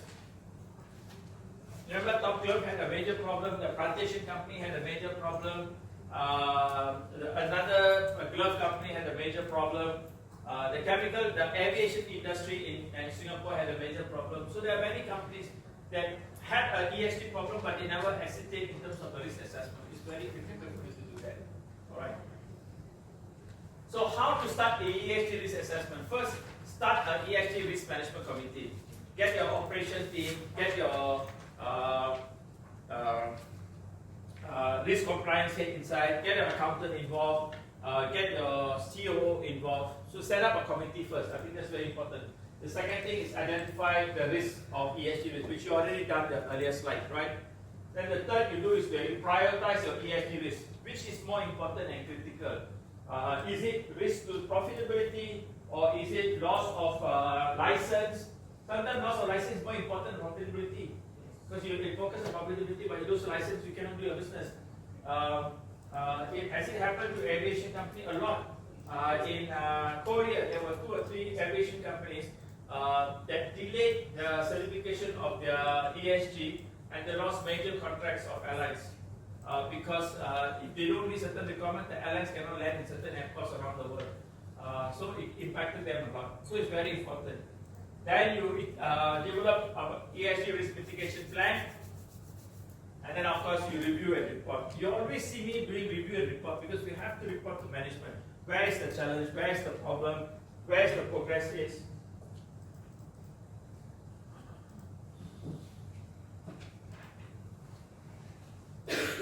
Any questions? Follow? What's our ESG risk at country level? Sorry? What is our ESG risk at country level? Something that you can describe then. Number 1 you mean? At the Malaysian country level. There is not actually at the Malaysian country level. There will be industry level and there will be at national level. In country level is very broad, but industry level is very high. For example, transportation company, the government is under a lot of pressure from regulators around the world to reduce diesel usage. But they cannot reduce diesel usage because if we reduce diesel usage or increase quality of diesel, the cost of transportation become very high. Because the product cost, sayuran, bus transport, school bus sekolah, all become, because they're all using old engine. And so to convert immediately is very expensive. So there is one pressure. Another pressure is energy. We still use a lot of fossil fuel. The Naga State Power Station is all using coal fuel or carbon-based or fossil fuel-based. It's Arang, but and there's a significant pressure for us to use alternative or renewable source, which is why Tenaga is investing heavily on solar panels, floating solar panels. Windmills are not very efficient here in Malaysia. We don't have very good, consistent, strong winds. Which is why recently the government said that we may have to go to nuclear energy. And that perhaps may be a way for us to solve. Another area where we have a lot of problems is actually human rights. Human rights is very sensitive here in Malaysia because it is difficult because there are a group of people who will use this for political reasons as opposed to a human rights issue because they want to protect their interests, political interests, as opposed to trying to take care of the needs of the country or the large population. Human rights is a big issue. Human rights is just not about, oh, I want to vote this, I want to vote there, or I have the right to walk around the building in my underwear. That is not human rights. The human rights issue is about your capacity to actually treat everyone in a very reasonable and fair manner, in a very transparent manner to reward people, to treat gender issues very fairly and openly. And in Malaysia is still very biased, a male-dominant society. If you look at board management, if you look at CEOs of big companies, they're still very biased towards males. A lot of political decisions that are made by some states are also very male-dominated, biased political decisions. That the government has a lot of pressure from overseas regulators to say that that you're not being fair to females or female gender. So that is another area that can be a ESG compliant issue that is very significant. Another issue that is very significant. People say that it's the Western influence trying to prevent us from cutting our timber. It's not. If you think of a big picture, if you want to, what they want is to protect what is ours, which is our heritage. We say no, we don't want to follow because it's the Western agenda. But what they're trying to stop is for us to not destroy the oldest rainforest in the world. If we destroy, we lose the ability to say that we have the oldest rainforest in the world. And the rainforest in the world is not about trees. It's about all the plantation. It's about all the rich culture. It's about all the variety of tumbuh-tumbuhan that we will never get back again. It's about the loss of biohabitat. Today, tigers is so few locations where they can survive that they're getting knocked down in highways. And it's so sad when I see that. And then after they knocked down, quickly somebody went there and skinned the tiger and took the skin of the tiger. Okay? Well, I mean, as if they're driving around with a knife to skin tiger. To me, it's mind-boggling, and it's so, because it's value, the skin has value. But that is another big challenge in Malaysia, how the government can protect what it is without becoming a political issue and make it into a major issue. And then there's also about another issue is about how we treat Aborigines or the Orang Asli. That the government's ability to help them previously is to modernize them. But nowadays we found out that modernization actually hurt them more because their culture and what they want is not modernization. What they want is to continue what they want. They want to pick up a few things, but they don't want to be told this is what you have to do. Because that is not their culture. Their culture is that's their culture, what they want to do. So instead of helping them what they want, they have been forced into a culture of modernization, which now the government in West Malaysia is trying to reverse it. But in East Malaysia, they have embraced that culture and uniqueness by allowing both diversity to flourish very well, which is why the Orang Asli settlement and integration into society in Sabah and Sarawak is done better, my opinion, better than in West Malaysia. It doesn't mean that if you drive a proper villa, means that means you have modernized them. Actually, it's to provide education, to provide good health, as opposed to materialistic pursuit. So there is some of these challenges. And last and not least is something that is very close to the heart, is like palm oil and stuff like that. Of course, we say that we're greening the world, but it's not about palm oil. People are not against palm oil. People like palm oil. The question they have is the nature how you have destroyed land in a way that no longer maintains the biodiversity that Malaysia once had. Because the palm oil is not a natural product of tree or for the Malaysian weather. So as a result of that, what we have done is that we have indiscriminately destroyed a lot of natural reserves in Malaysia that will never get back again. So if people want us to keep something that is very valuable to the world and to the rest of the world, they're not taking away from us. They just want us to become a bit different in the way how we clear the land. So I don't think we should follow the Westerners. I'm not a person that equates the East or the West. No, we have to decide the both. But I think the point they're making is that we have indiscriminately destroyed a lot without being very responsible about it, which is quite true. Okay, so those are the things that are very, from a country perspective, that some of the ESG risks that we have in our country that is very significant. Last and not least is that we have not done a lot to harvest natural reserves. For example, for a country that has rain every day, we don't have water sometimes. Doesn't make sense, then. I mean, if you are in Mesir or Sahara or something like that, you don't have water for. Last time in Subang Jaya, I remember for 3-4 months in the 1995, 1997, there was no water. A neighbor will call me, I have to drive and then to bring water in Tangki, Kelapa Sawit, and the oil water will be a bit oily and we have to sometimes stay in a hotel, and we used to buy tanks of water to store water to drink and to bathe. And that's because of because we had so much of rain all the time. Our dams are very small. But in Singapore, which is a small island, they have more water than us. There's something wrong in the balance there. So now they are struggling now, and now the government says, oh, you must save water, and then they're trying to get more land to have water, and then now different states is fighting for the land to have water. We should just make it compulsory that all water belongs to the federal government, so that states don't fight for water, I think.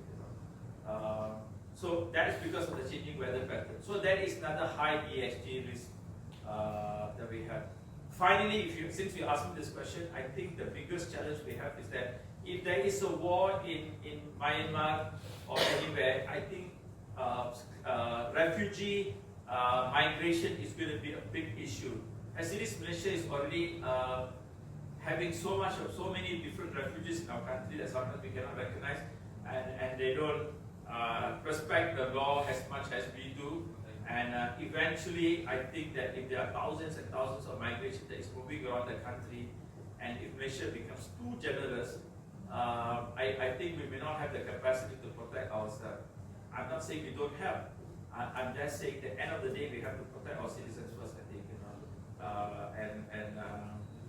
In some areas, our own citizens are not getting access to proper health, because it's overloaded with a lot of illegal migrants coming to the country.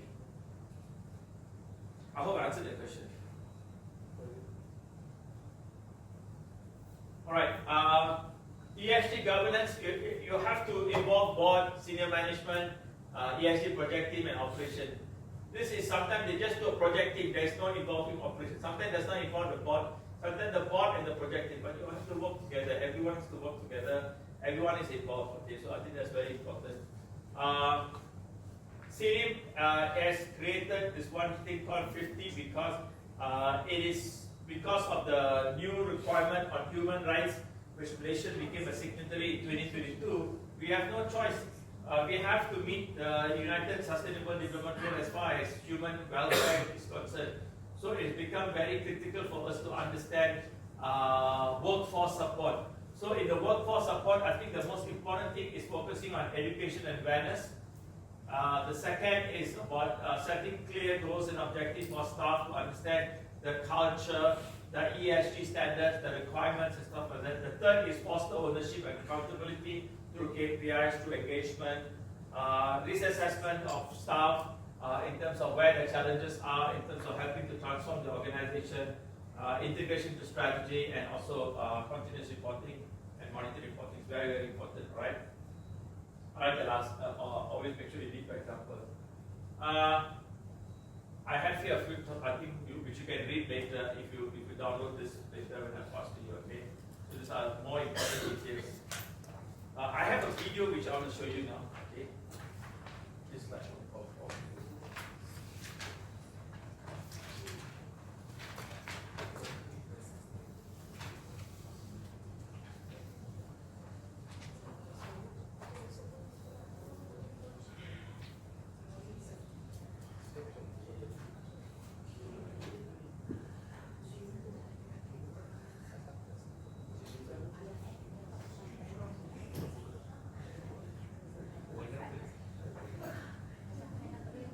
So let's watch this video for a while, okay?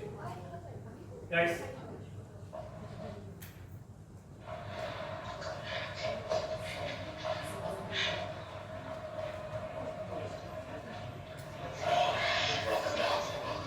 John, who's your dad?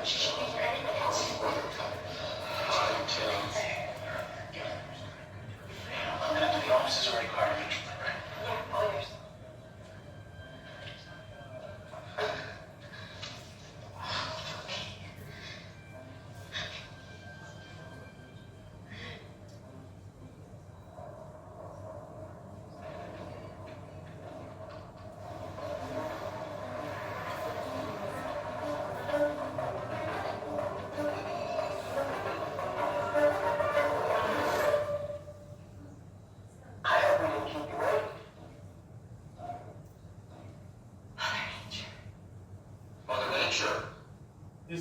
This Apple bought me thing, and Mother Nature just arrived.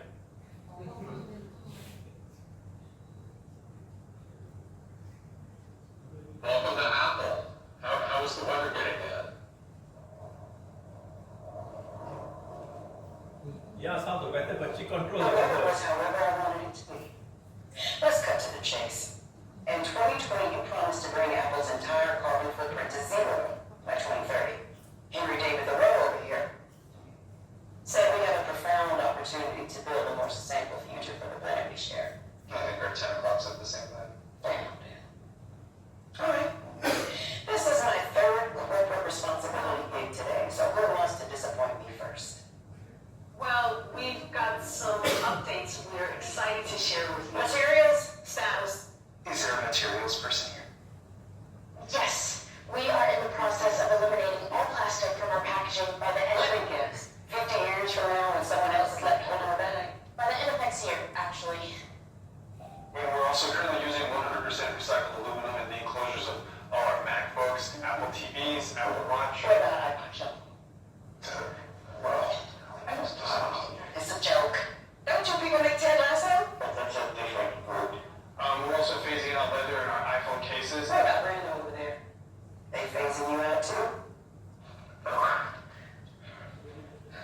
Because he's wearing leather. Electricity. Electricity, status. We're operating on 100% clean electricity. What runs on 100% clean electricity? The Apple office, store, and data center runs on clean electricity thanks to you and your powerful wind and sun. And Apple offices are already carbon neutral. This building is carbon neutral? But yeah, we deal with a mix of clean energy and eliminating greenhouse emissions. It's kind of like if you went to We're seriously explaining carbon neutrality to Mother Nature. Right, no, sorry. You want to tell me how photosynthesis works too? Don't. Also, over 300 suppliers have committed to using 100% clean, renewable electricity. What's next? Transportation. I'm proud to report that we're shipping more products by ocean rather than air, which reduces transportation emissions by 95%. 95%. Not too bad. I'm also happy to report that we're investing in projects around the world that protect the Earth's soil, plants, and trees. Everyone says they're planting trees. We planted forests. Oh, hello. Where? Paraguay, Brazil. What, are you trying to save the tropical savanna? Yes.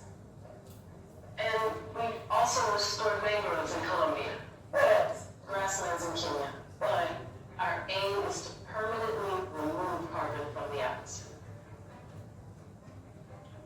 What about your water usage? We've reduced it. By how much? 63 billion gallons. 63 million?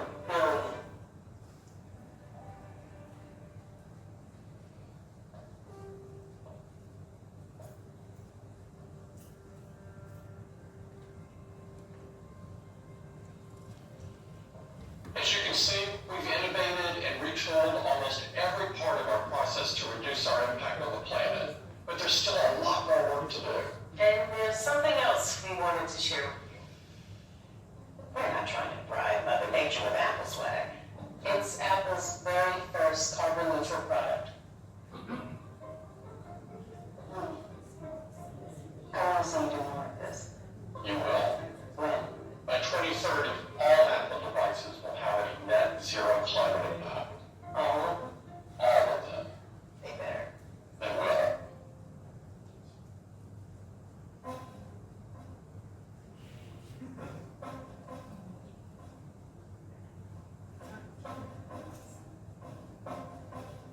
Okay, good.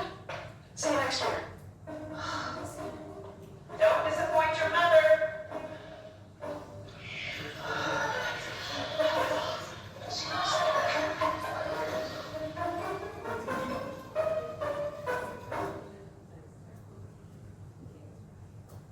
You know what I like about this advertisement because it's funny. When you saw how Apple, people think Apple is very powerful in Malaysia. People think it's because of the software and the Apple, but you know that it's valuable in the world. People buy Apple stock is because it makes them feel green. They're investing for the future. They spend billions of their money through Amazon. They're rebuilding jungles. They're rebuilding reforestation. Remember earlier I said Apple, remember? This is the video to show, and because of that, people buy Apple stock, and because people buy Apple stock, Apple today is one of the biggest valuable companies in the world. So it's not a Western agenda. It is one that shows a remarkable amount. Remember she said transportation, they say they move from airline, which is why Apple sometimes products takes longer to arrive because they use ship. And because they use ship, they reduce carbon emission by 95%, because aviation is higher, okay. But it's about efficiency, right? And they talked about leather, and the guy was saying, the other guy was wearing leather bag, isn't it? So what about your leather? And he's so panicked. And now if you go to LV and if you go to a lot of brands, their non-leather, vegan leather is more expensive than leather. Actually, don't have to be expensive, I don't know. But the point is that now leather is no longer the thing in Europe and in North America. The point I'm trying to say here is that number one, ESG covers everything, which this video should cover everything. It covers about product, about water usage, about energy, about people, about what you do outside, about carbon credit. It talks about the building, it talks about office, it talks about product, it talks about services. It also talks about the plan. It talks about the importance of the culture of the company. So all that is embedded inside. Two, it is one that demonstrates to you that because of that, Apple has driven so much of shareholders' value, right? And they dictate the terms in terms of how they want to do. Not only Apple, there are many other companies. GE is one company like that. There's many other companies that have manifested their ability to show their commitment to ESG or sustainability, and therefore driving a lot of great value. All right. So now let's go back to the slides. I think I stopped at slide 1.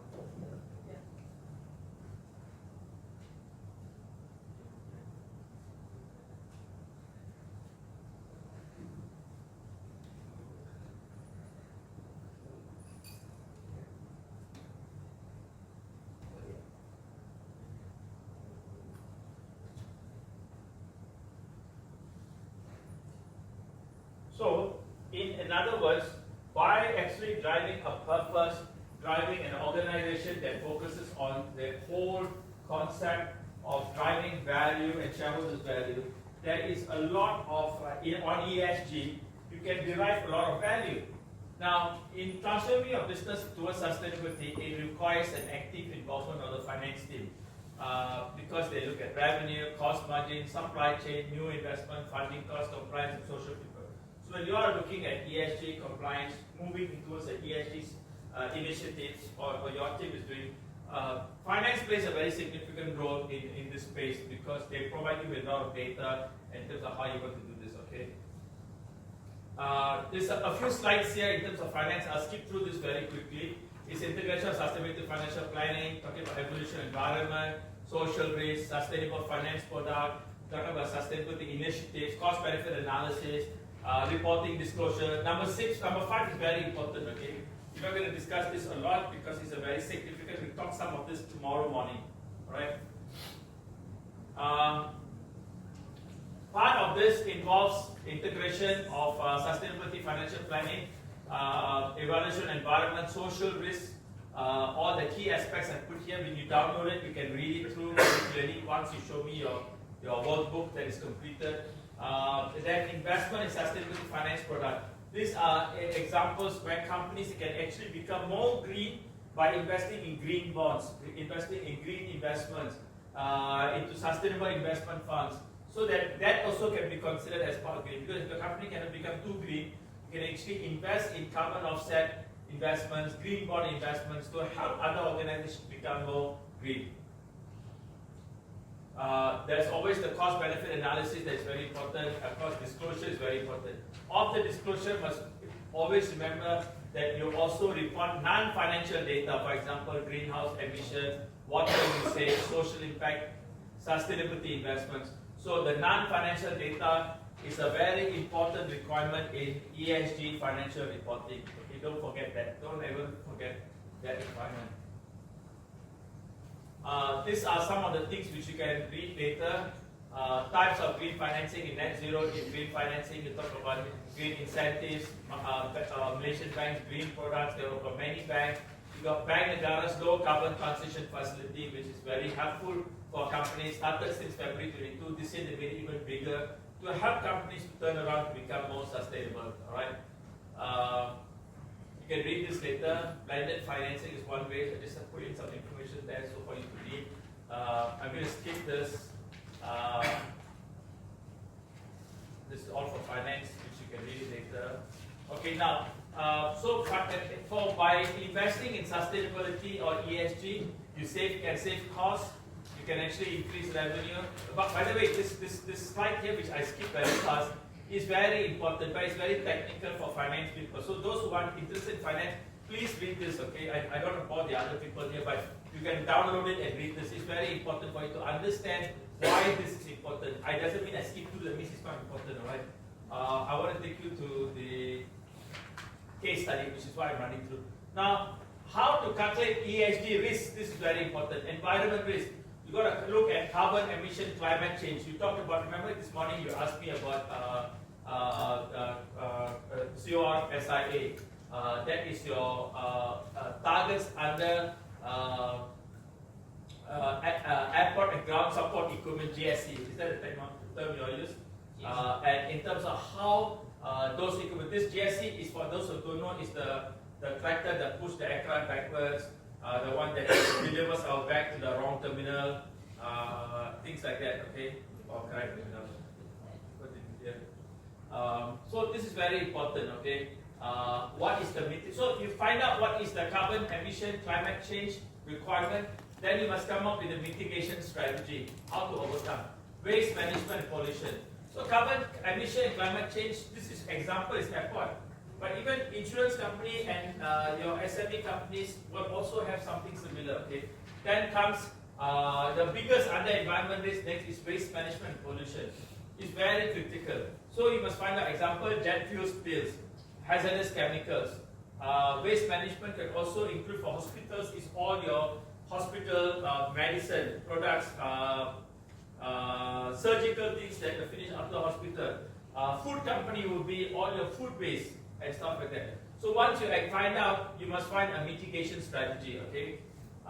Then this is for labor practice, workforce health, safety, labor practices. What you have to do. So you must analyze it, and then you must come up with a mitigation strategy. All right. So we're going to do a practice in a case study very shortly about mitigation strategy. So governance risk, you got supply chain corruption, you got transparency and reported failures. These are things that typically you look at governance. So you have to find out what is it and then come up with a mitigation strategy. So in every risk that you find an element, you must always find out what is the issue and then you must come up with a mitigation strategy. So I've given you examples here. So for example, in transparent reporting, aviation, you have to come up with TCFD disclosure requirement, which is very critical. Insurance company also have TCFD requirement. Banks also have. Consulting firms not so much. Companies that don't have large investments don't do that. All right. And then you got regulatory and compliance risks. All companies will have that. You must understand what will happen if I don't meet schedule-based requirement. What is suppose if I don't meet bank letters requirement on green financing? What is suppose I don't disclose my carbon footprint scope 1, scope 2, scope 3 in my financial reporting? What will happen to me? So you must find out with the mitigation risk. And remember, all this you cannot do by yourself. 2-man, 3-man project team cannot do this. You have to get the whole organization to work with this one. Okay? And then you got failing to meet international standards, what will happen. Okay? So what is a net zero economy? Net zero economy is where the energy the carbon that you release is equivalent to the carbon that you capture back or you save. So that's what we mean by net zero economy. So it must be very important. How to do that is by actually having offsetting method by carbon capture, reforestation, carbon offset projects. So companies like Microsoft and Windows, how they have carbon set off is that they go and invest in Amazon, especially Bakau. What is Bakau in English? Mangrove, correct. Because mangrove has the releases one of the most richest in terms of oxygen release and it's very powerful way of delaying the impacts of ESG. So, which is why a lot of companies invest in that. In Malaysia, we cleared it, and then we put Bougainvillea tree there. But now we begin to realize this, and they are trying to save it back again. Like Westport, last time they had a lot of mangrove that we have destroyed. Now they're trying to rehabilitate this mangrove. I was involved in a project last time. We actually volunteers. We went and planted back mangrove. So the government is trying very hard. It doesn't matter the past. We worry about the future. So this is how you can do. A lot of aviation companies invest in carbon offset programs by buying credits into companies that preserve rainforests in East Malaysia, mostly in East Malaysia. Okay. What will happen if a company is not transforming? So increased regulatory risk, reputational damage, market disruption, financial risk, supply chain vulnerability, lack of innovation and adaptability. Alright? Okay, now we come to case study. Okay? Don't worry about this one. You're going to do this now. Okay? Let's do this one. Okay? So they're all together. One case study, 2, 3, 4. How many you all have? Which one you all have? In your book? You have. Okay, so you got to read inside here. I tell you what. This is a MRO solution company, okay, and there's one here that is Aero Assist Aviation Support Industry, and then this is Terbang Green Air Airlines, very nice, Terbang Air, okay, Eco Shipping Green Logistic Company, okay, I would like this group to do this one. Do this one. Sustainable Retail Solutions Company. Do this one. This table, take a picture of this and do this. So you must answer the 5 questions. Okay? You do case study number 8. Yeah. Aero Assist Aviation Support. Okay? Right?